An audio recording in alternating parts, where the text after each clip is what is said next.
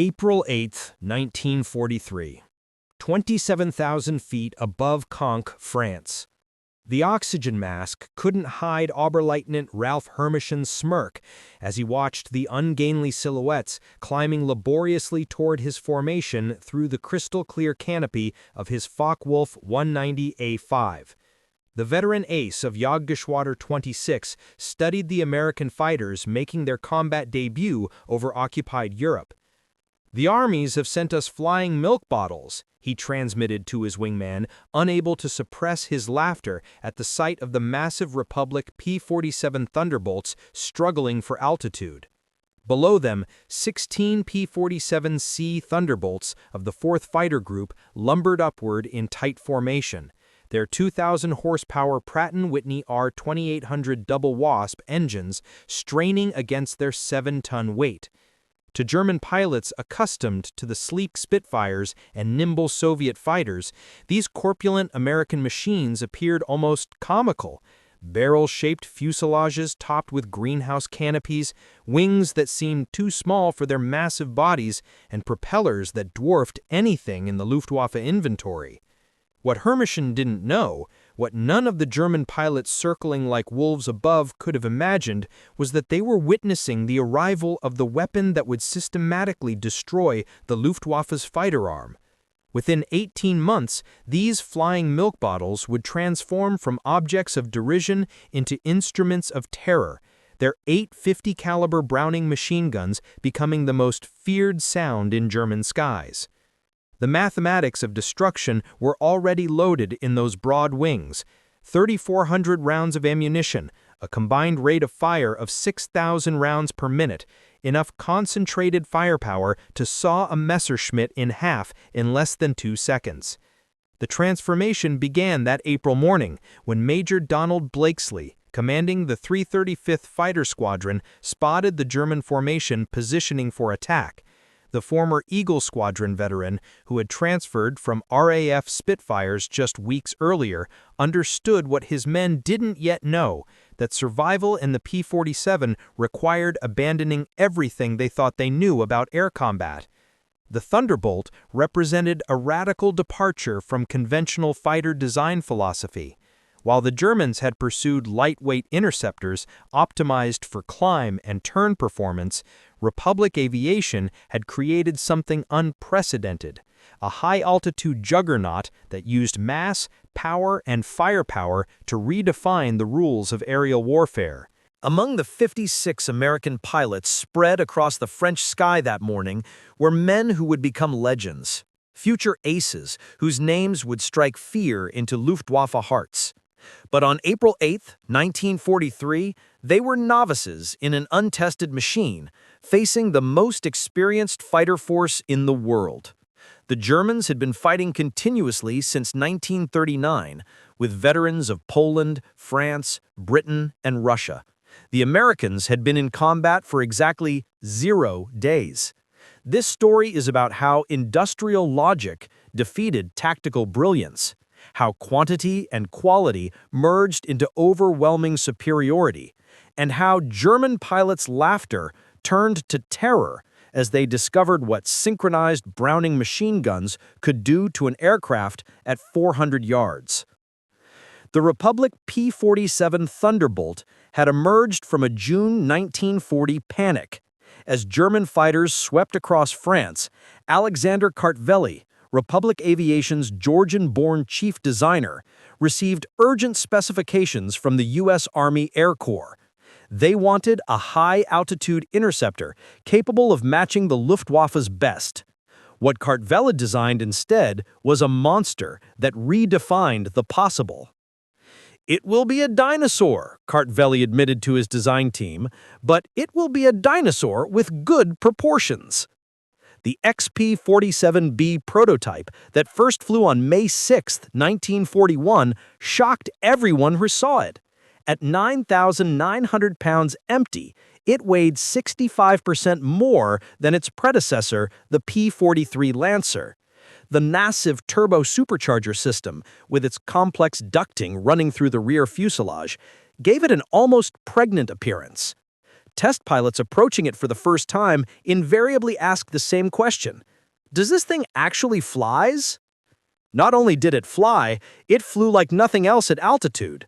The Pratt & Whitney R2800 double WASP engine, an 18-cylinder radial producing 2,000 horsepower, could maintain full power at 27,000 feet, where German fighters gasped for air. The turbo supercharger, fed by exhaust gases, delivered sea-level performance in the stratosphere, where the air was too thin for conventional superchargers. Major Hubert Zemke, commanding the 56th Fighter Group training at Bridgeport, Connecticut, initially despised the aircraft. His unit lost 18 pilots and 41 aircraft in training accidents between September 1942 and January 1943. The P-47 killed more Americans in training than Germans would in the first months of combat.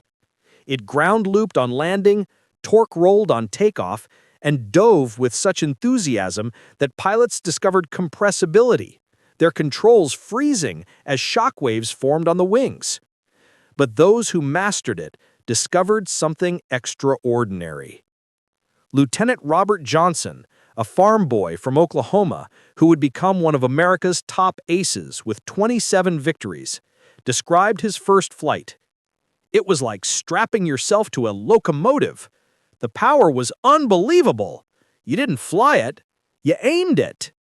The first combat encounters in April and May 1943 confirmed every German prejudice. The P-47s couldn't turn with the Focke-Wulf 190s, couldn't climb with the Messerschmitt 109s, and couldn't match their nimble handling at medium altitudes. Luftwaffe pilots quickly developed tactics to exploit these weaknesses, attacking from below, where the heavy Thunderbolt struggled, forcing turning fights where agility mattered more than firepower. Hauptmann Josef Pips Priller, commanding officer of Jagdgeschwader 26, reported to headquarters after his first encounter, "The new American fighter is meat for the slaughter. It flies like a truck, turns like a freight train, and climbs like a pregnant cow. Our boys are calling them Indianer, fat targets pretending to be warriors." The statistics seemed to confirm German confidence. In their first month of operations, the American fighter groups lost 14 Thunderbolts for only 3 confirmed German kills. The RAF, observing from their Spitfire squadrons, quietly suggested the Americans might reconsider their choice of mount. British pilots joked that the best evasive maneuver in a P-47 was to unstrap and run around the roomy cockpit. But something strange was happening in those early encounters that German intelligence failed to notice. The P-47s that were shot down had absorbed incredible punishment before falling. One aircraft returned from a May 4th mission with 21 cannon holes and over 100 machine gun strikes, damage that would have disintegrated a Messerschmitt or Spitfire. The massive radial engine, lacking vulnerable coolant systems, shrugged off hits that would have stopped a liquid-cooled fighter cold. More significantly, when P-47s did get their guns on target, the results were catastrophic. The Thunderbolt's weapons battery created a convergence zone of destruction that German pilots had never experienced. Unlike the rifle-caliber weapons of early war fighters or cannon with limited ammunition, the American fighter could maintain sustained fire for over 30 seconds, an eternity in aerial combat. The event that would begin changing German perceptions occurred on June 26, 1943, over Lisieux, France. It involved 2nd Lieutenant Robert S. Johnson of the 61st Fighter Squadron, and an encounter that would become legendary on both sides of the conflict. Johnson's formation of 8 P-47s was returning from escort duty when they were bounced by 16 Focke-Wulf 190s from 2/JG-26, led by Hauptmann Wilhelm Ferdinand Galland, younger brother of the famous Adolf Galland. The Germans executed a perfect attack, diving from the sun with overwhelming speed advantage. Johnson's Thunderbolt, flying at the rear of the formation, was caught in the crossfire of multiple attackers, taking catastrophic damage in the first seconds of combat. 2 20mm cannon shells exploded across his aircraft. The canopy shattered, hydraulic fluid sprayed into the cockpit, the engine cowling was torn away, and fire erupted behind the instrument panel. Johnson, wounded in the nose and leg by shrapnel and bullet fragments, tried to bail out but discovered the canopy was jammed. A 20mm shell had exploded in the canopy track, welding it shut. He was trapped in a dying aircraft at 27,000 feet. What happened next defied every assumption about combat damage tolerance. Despite having no forward visibility through the oil-covered windscreen, a barely functioning engine that shook violently, and controls that responded only intermittently, Johnson managed to level the aircraft and pointed toward England. The P-47 continued flying with damage that would have reduced any other fighter to falling debris. Then it got worse. A lone Focke-Wulf 190, flown by an unknown pilot from 2/JG-26, discovered the crippled Thunderbolt limping toward the channel at less than 170 miles per hour. Historical research has never definitively identified this pilot, though several names have been proposed based on German combat reports from that day. What followed was one of the most extraordinary encounters in aerial warfare history. The German pilot positioned himself behind Johnson's P-47 and opened fire with his 4 20mm cannon and 13mm machine guns. Johnson, unable to evade, could only huddle behind his armor plate and pray. The Thunderbolt absorbed the entire cannon ammunition load. Then the German repositioned and fired again, this time with only his machine guns, the cannon ammunition exhausted. The German pilot pulled alongside, staring in disbelief at the flying wreck. Johnson could see his face clearly. Young, blonde, his expressions shifting from confidence to confusion to something approaching fear. The German pilot repositioned and emptied his remaining machine gun ammunition into the Thunderbolt. Still, it flew. He pulled alongside again, shook his head in apparent amazement, gave an informal salute, and peeled away, presumably out of ammunition. Johnson's P-47 landed at Manston with its engine failing on the runway. The crew chief stopped counting bullet holes after reaching 200. One cannon shell had exploded inches from Johnson's head. Another had detonated against the armor plate behind his seat. The engine had taken direct hits. The control cables were partially severed. 3 of the 4 main longerons, the structural backbone of the fuselage, were shot through. Yet the aircraft had brought him home. The survival of Johnson's aircraft sent shockwaves through both air forces. American engineers studying the wreckage realized they had underestimated their own creation. German intelligence, receiving combat reports from 2/JG-26, initially refused to believe it. No aircraft could absorb that much punishment. But testimony from multiple pilots confirmed the impossible. The Thunderbolt had taken everything the Luftwaffe's best fighter could deliver and survived. By July 1943, American pilots were learning to exploit the P-47's true strengths. Lieutenant Colonel Hubert Zemke, the 56th Fighter Group commander, had discovered the secret through brutal trial and error. Don't turn with them. Don't climb with them at low altitude. Use your weight. Use your power. Use your guns. The Thunderbolt's massive weight, initially seen as a disadvantage, became a weapon. In a dive, nothing could catch it.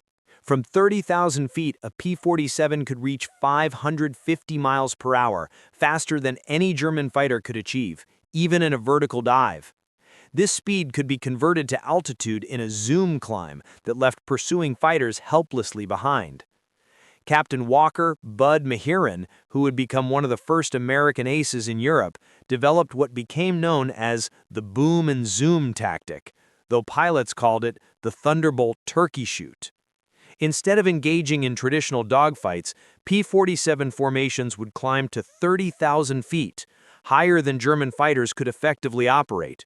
When Luftwaffe fighters appeared below, the Thunderbolts would roll inverted and dive, reaching speeds that made deflection shooting impossible for defending Germans. At the bottom of these dives, the American heavy machine guns would speak. German pilots who survived described it as facing a wall of lead, the combined firepower creating an impenetrable zone of destruction. Aircraft caught in this convergence pattern didn't just fall, they disintegrated. The true revelation of American firepower came during the August 17, 1943 dual raid on Schweinfurt and Regensburg, the deepest penetration into Germany attempted to that date. This mission would demonstrate both the P-47's limitations, its range even with drop tanks, and its terrifying effectiveness when employed properly. Major David Schilling, leading the 62nd Fighter Squadron, encountered a formation of Messerschmitt 110 destroyer aircraft positioning to attack B-17s with their heavy cannon and rocket armament. The twin-engine German fighters, heavily armed but less maneuverable, were the Luftwaffe's specialized bomber killers. Schilling's flight of 4 Thunderbolts rolled into their attack dive from 28,000 feet. Unteroffizier Hinrich Roth, a gunner in one of the Mi-110s who survived, later recounted in a POW interrogation, "The American fighters came down like hammers from heaven. I opened fire at 800 meters. Good hits. I saw them strike the fighter's wing. The P-47 didn't even wobble. Then he fired. The aircraft ahead of us simply came apart. Not shot down, destroyed. Wings severed from fuselage, the tail severed, the crew compartment shredded into metal confetti. In 2 seconds, a 110 became nothing." 8 Messerschmitt 110s and 210s were destroyed in less than a minute. The German pilots had never experienced such concentrated firepower. Each P-47 carried 425 rounds per gun, 3,400 rounds total, weighing nearly 900 pounds. At convergence distance, typically set at 300 yards, all 8 guns' ballistic paths intersected in a zone roughly 6 feet in diameter. Anything in that zone faced 100 half-inch projectiles per second, each traveling at 2,900 feet per second. The ammunition itself was a revelation of American industrial capacity. While German fighters struggled with limited cannon ammunition, typically 120 to 200 rounds for a 20mm weapon, American pilots could maintain fire for over half a minute. The standard combat load mixed armor-piercing incendiary tracer, and standard ball ammunition in patterns designed to both destroy and ignite. Lieutenant Colonel Francis Gabby Gabreski, who would become the top American ace in Europe with 28 victories, described the effect. "When you hit them with all 8, they don't just go down, they explode. I saw a 109 literally cut in half, the tail falling one way, the nose and wings another. The pilot never knew what hit him." By September 1943, the Luftwaffe was discovering another horrifying reality about the P-47. Its performance improved dramatically with altitude, while German fighters suffered. The turbo-supercharged double-wasp engine maintained its rated power output up to 30,000 feet. German fighters, relying on single-stage or two-stage mechanical superchargers, saw their performance degrade significantly above 25,000 feet. Oberlieutenant Hans Philipp, one of Germany's most successful aces with 206 victories, encountered this reality fatally on October 8, 1943. Leading Jagdgeschwader 1 against a B-17 formation at 28,000 feet over Bremen, Philipp found his Focke-Wulf 190A6 sluggish and unresponsive in the thin air. The BMW 801 engine, powerful at medium altitudes, was gasping for oxygen nearly 6 miles above the Earth. When P-47s of the 56th Fighter Group dove on his formation from 32,000 feet, the German fighters were sitting ducks. Robert Johnson, now an experienced combat pilot on his way to ace status, was flying at 31,000 feet when he spotted Philipp's distinctive Focke-Wulf with its elaborate nose art. Johnson's combat report was clinical. Opened fire at 300 yards, 30-degree deflection. Observed strikes along entire fuselage. Enemy aircraft exploded, no parachute observed. Philipp's death sent shockwaves through the Luftwaffe. If one of their best, a man who had survived over 500 combat missions on both Eastern and Western fronts, couldn't survive against the Thunderbolts, what chance did average pilots have? The German High Command ordered an immediate investigation into the P-47's capabilities. The report, delivered to Reichsmarschall Hermann Göring in November 1943, was sobering. The Thunderbolt's service ceiling exceeded 42,000 feet, higher than any German fighter could reach. Its dive speed approached the sound barrier. Its armor included a 3/8-inch steel plate behind the pilot, 1/2-inch bulletproof glass windscreen, and armored deflection plates around the engine. Most disturbingly, its rugged construction allowed it to absorb damage that would destroy 3 conventional fighters and still return home. In January 1944, a new variant of the P-47 began arriving in England that would complete the transformation from laughingstock to nightmare. The P-47 D-22 featured a Hamilton standard hydromatic propeller with paddle blades, 13 feet in diameter, with broad cord blades that bit into the air like massive oars. The improvement in climb rate was immediate and dramatic. Where earlier Thunderbolts had climbed at an anemic 2,200 feet per minute at sea level, the paddle blade variants could achieve 3,000 feet per minute, matching or exceeding German fighters at most altitudes. The massive propeller also improved acceleration, allowing P-47s to build energy faster in level flight. Hauptmann Heinz Knoke of Jagdgeschwader 11, a veteran with over 200 combat missions, encountered the new variants in February 1944 during a bomber interception near Hanover. He wrote in his combat diary, "The fat American fighters have learned to climb. We bounced a formation near Hanover, expecting our usual advantage. They turned into us and climbed with us. When we tried to disengage, they followed us up to 30,000 feet. Schmidt was caught and blown apart. Nothing left but smoke and fragments. These are not the same machines we laughed at last year." The paddle blade propeller did more than improve performance. It changed the sound of the Thunderbolt.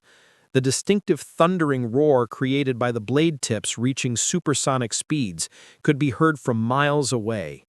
German ground troops reported being able to identify approaching P-47s by sound alone, a deep, threatening rumble that meant death from above.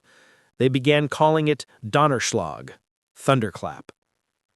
By March 1944, P-47s equipped with external fuel tanks could escort bombers deep into Germany. The standard configuration carried 2 108-gallon wing tanks or a 75-gallon belly tank, extending range to over 1,000 miles. With the paddle blade propeller providing improved performance even when loaded, Thunderbolts could fight on equal terms immediately after dropping tanks. The Luftwaffe's response was to concentrate on the bombers, hoping to inflict enough losses to stop the American daylight campaign.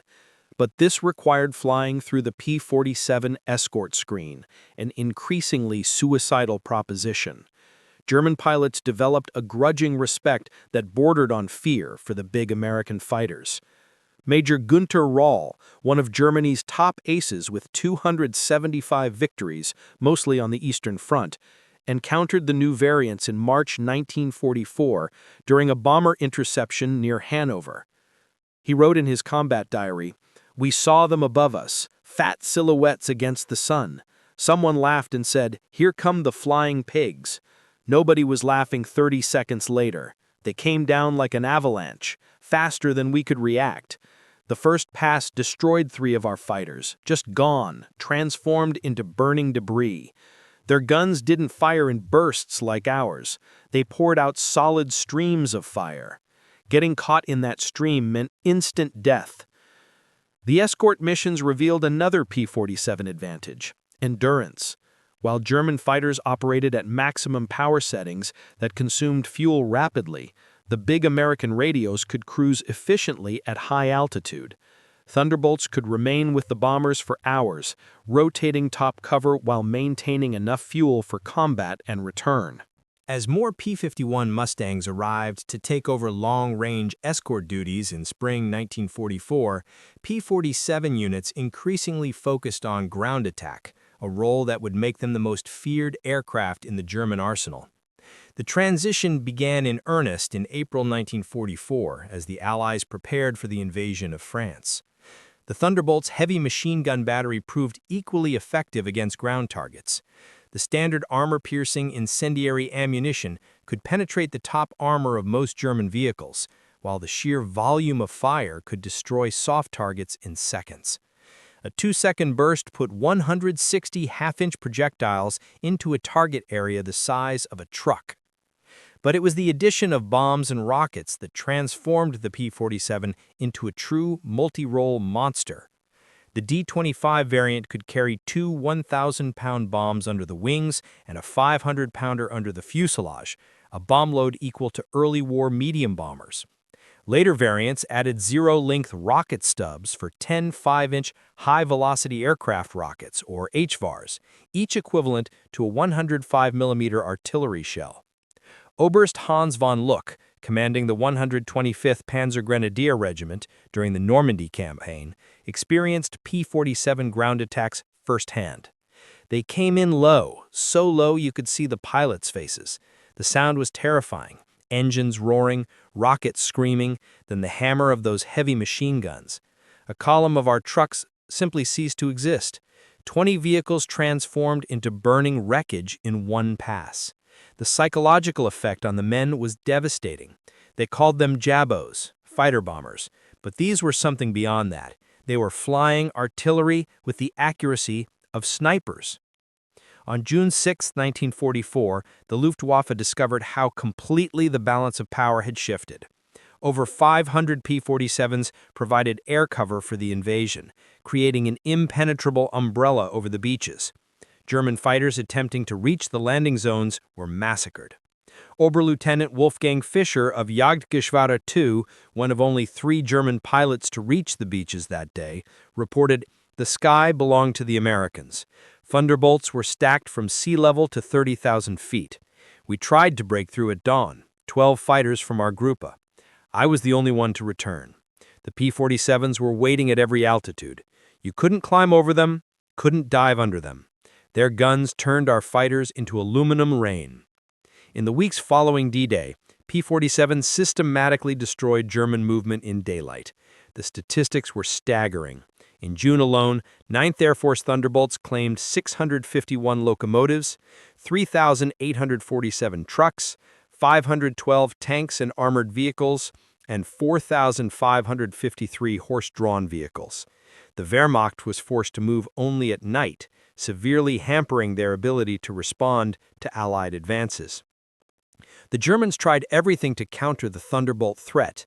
They reinforced vehicle armor, deployed more anti-aircraft guns, and developed new camouflage techniques. Nothing worked. The P-47's combination of speed, armor, and firepower made them nearly unstoppable. Even the feared 88mm flak guns struggled to track the fast-moving fighters at low altitude.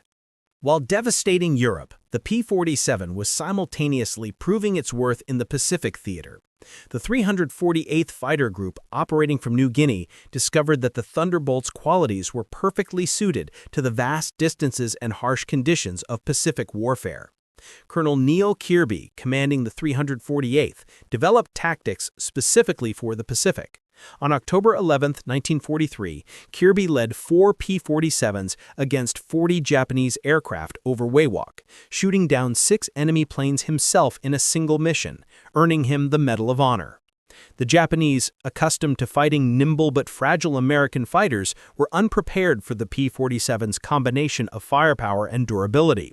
Japanese ace Saburo Sakai, who encountered P-47s over New Guinea, later wrote, "We called them monsters. Our 20mm cannon, which could destroy a P-40 with a few hits, seemed to have no effect. I put dozens of rounds into one Thunderbolt and watched it fly away. Their return fire was terrifying, streams of heavy bullets that tore aircraft apart." The P-47N, developed specifically for the Pacific, featured increased fuel capacity with wet wings, holding 93 gallons each, extending range to 2,350 miles. This variant would escort B-29s to Japan, proving that the short-legged fighter of 1943 had evolved into a true long-range weapon. Perhaps the ultimate vindication of the P-47's evolution came in its encounters with German jet fighters. The Messerschmitt Me-262, with its 540-mile-per-hour top speed, should have been untouchable by propeller-driven fighters.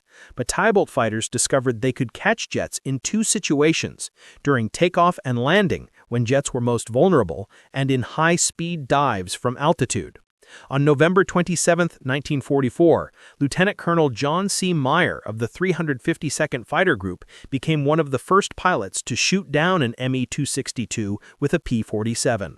Diving from 28,000 feet, Meyer's Thunderbolt reached speeds approaching 500 miles per hour, fast enough to catch the jet in level flight.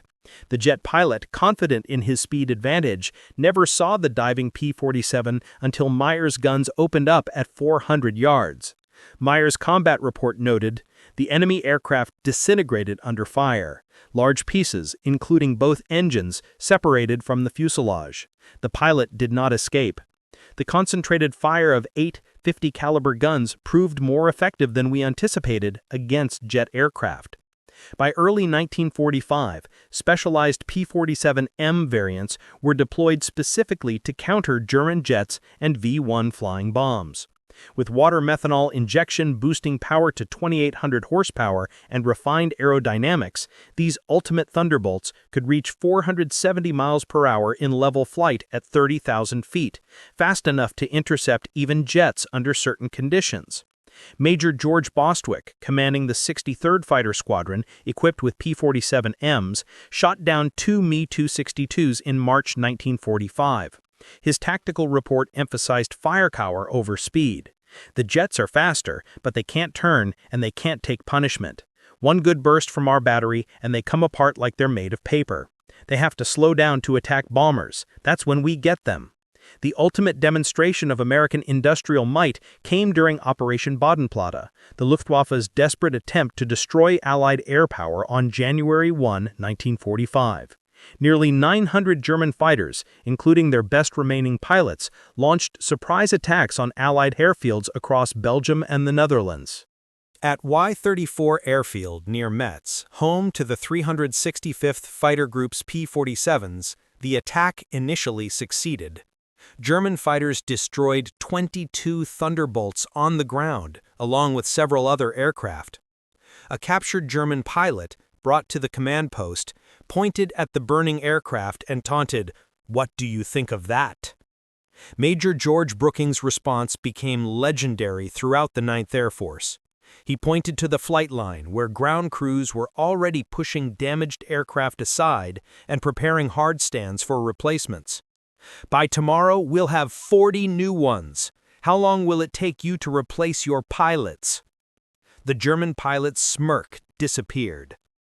Within 48 hours, factory-fresh P-47D-40s filled the flight line, flown in from depots in England. The Luftwaffe lost 271 aircraft and 213 pilots in Bodenplatte, including many irreplaceable instructors and squadron leaders, losses they could never replace. The Americans lost 134 aircraft total across all attacked airfields, all replaced within a week. The numbers told the story of inevitable defeat. Republic Aviation produced 15,683 P-47s during the war, more than any other American fighter. At peak production, the Farmingdale factory on Long Island completed one Thunderbolt every hour around the clock. The Evansville plant in Indiana, built from empty farmland in 1942, was producing 500 aircraft per month by 1944. Each P-47D required 65,000 individual parts, 8 miles of electrical wiring, 2,000 pounds of aluminum, and 300 pounds of rubber. The engine alone contained 2,400 individual components machined to tolerances of 1,000th of an inch. Yet American workers, many of them women who had never seen an aircraft before Pearl Harbor, assembled these complex machines with precision that exceeded peacetime standards. The ammunition production was equally staggering. Each P-47 sortie required 3,400 rounds of 50 caliber ammunition. With hundreds of Thunderbolts flying daily missions, ammunition consumption exceeded 10 million rounds per month by mid-1944. The Lake City Arsenal in Missouri, one of several ammunition plants, produced 30 million rounds monthly. Each cartridge was manufactured to tolerances measured in 10,000ths of an inch, ensuring reliable feeding through the synchronized gun mechanisms. The fuel consumption was enormous. Each Thunderbolt burned 100 gallons per hour in normal flight, up to 300 gallons in combat with water injection engaged. The 9th Air Force alone consumed over 25 million gallons of aviation fuel monthly by late 1944. All of it shipped across the Atlantic in tankers that were themselves products of American mass production. Even more impressive than aircraft production was pilot training. By 1944, the United States was graduating 30,000 pilots annually from advanced training, more than Germany had trained in the entire war.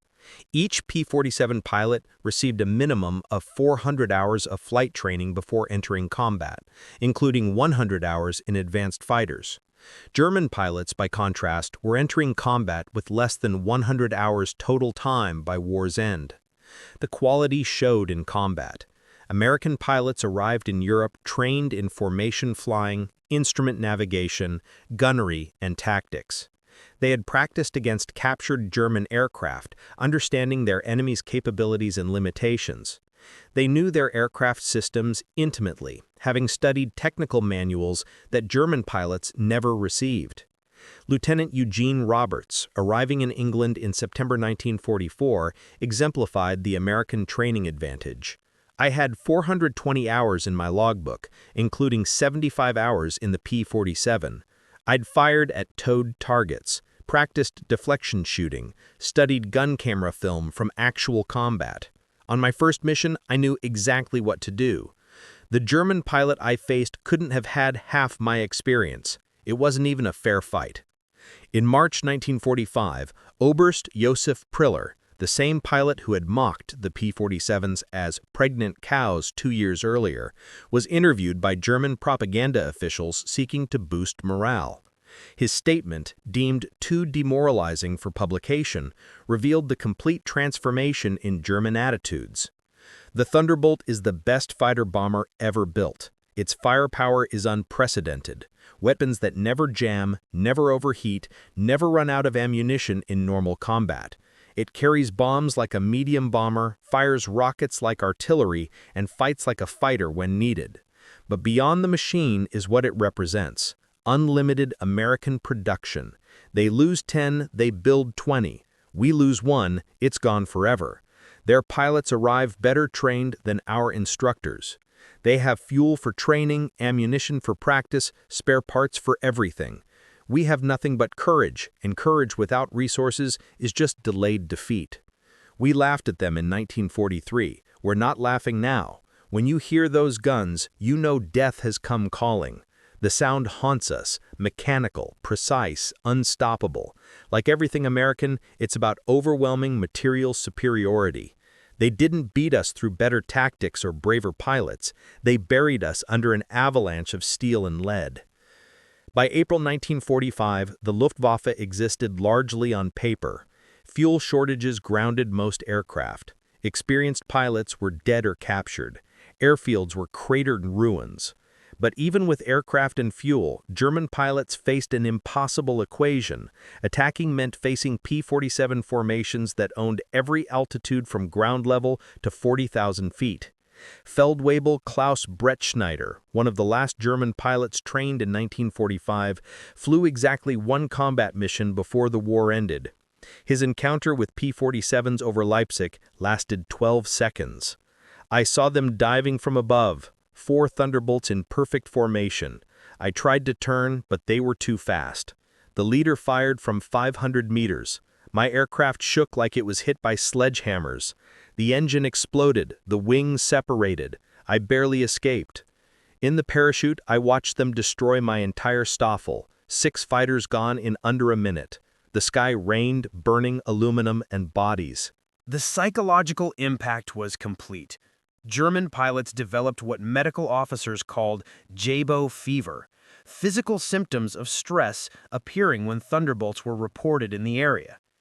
Veterans who had faced Spitfires and Hurricanes without fear became physically ill before missions against P-47s.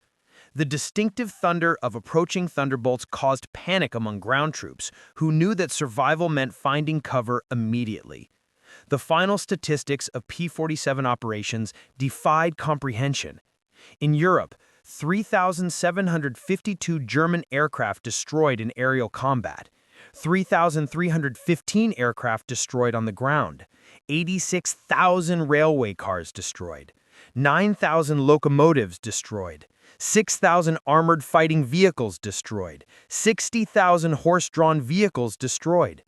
In the Pacific, 697 Japanese aircraft destroyed in aerial combat, 150 aircraft destroyed on the ground, 1,500 vehicles destroyed, 150 locomotives destroyed, countless barges, ships, and installations destroyed. The 9th Air Force alone, primarily equipped with P-47s, flew 213,873 combat sorties, dropped 120,000 tons of bombs, fired 135 million rounds of ammunition, and launched 60,000 rockets. Thunderbolt units achieved a 4.6-to-1 kill ratio in aerial combat, while maintaining the lowest loss rate of any Allied fighter-bomber. Behind these numbers lay the human cost. The Luftwaffe lost approximately 28,000 pilots killed in combat against Western Allied forces. Many fell to the concentrated fire of American heavy machine guns, each loss representing years of training that Germany could never replace. By war's end, the average German fighter pilot had less than 30 hours of combat experience. The average P-47 pilot had over 200.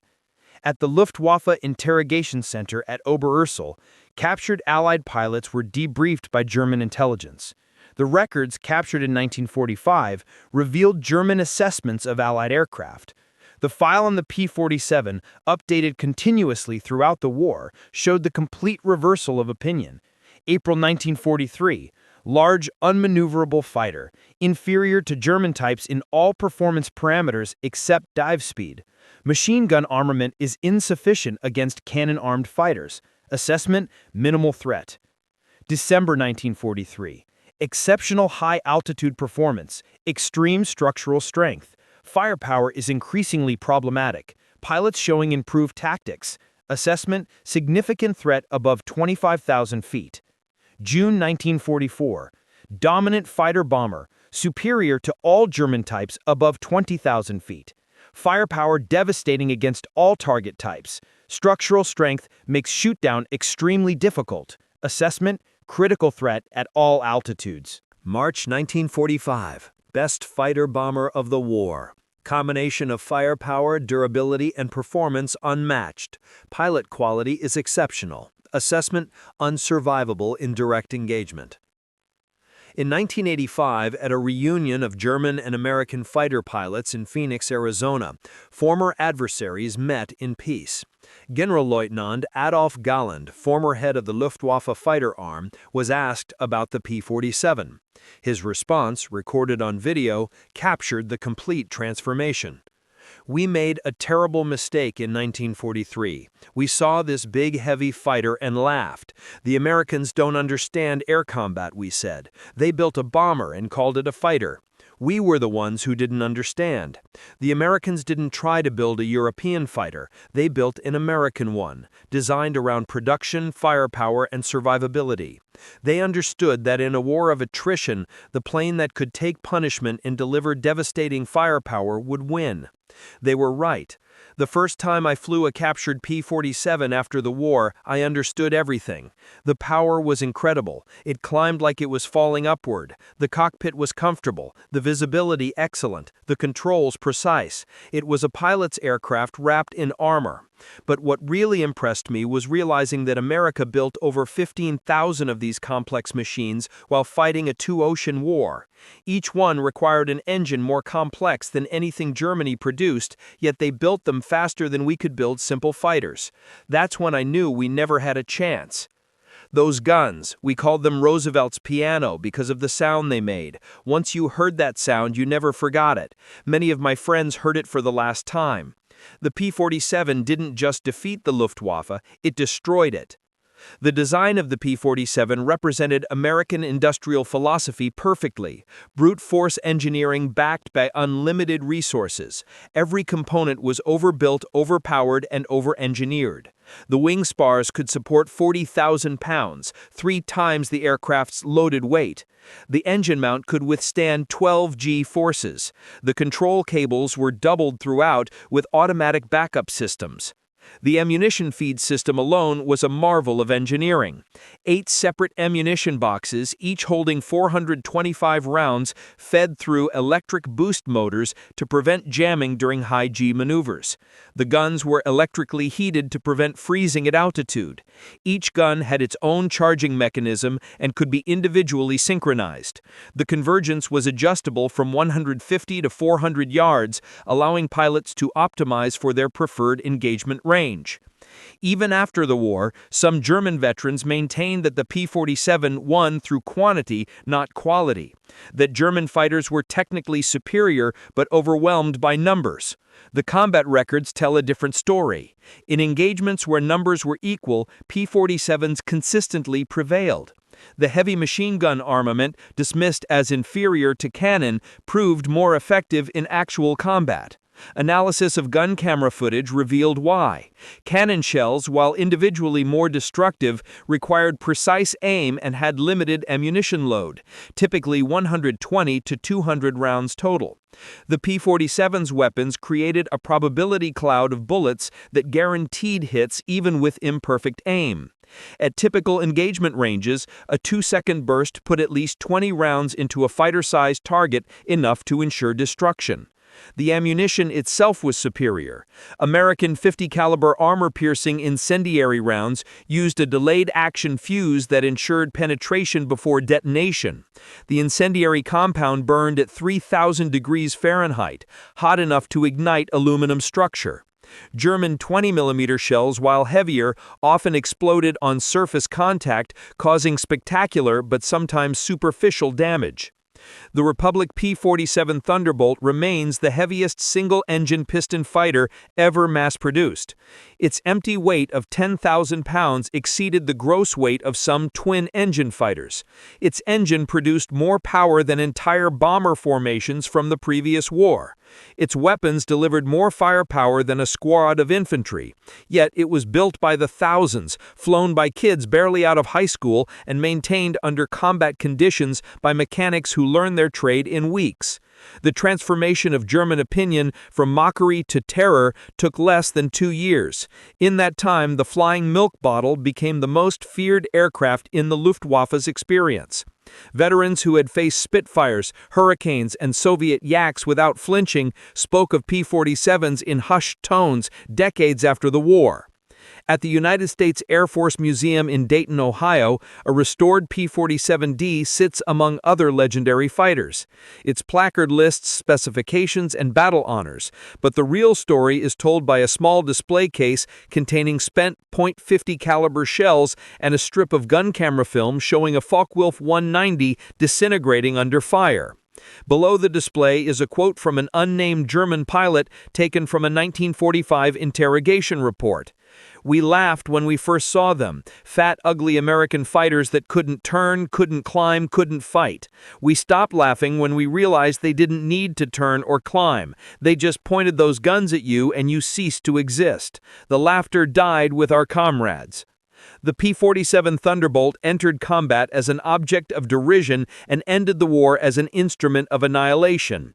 In between, 8 synchronized Browning machine guns rewrote the rules of aerial warfare and buried the Luftwaffe under an avalanche of lead. German pilots had laughed at the ungainly American fighter in April 1943. By May 1945, there were no German pilots left to laugh. The thunder had spoken, and the sky belonged to America.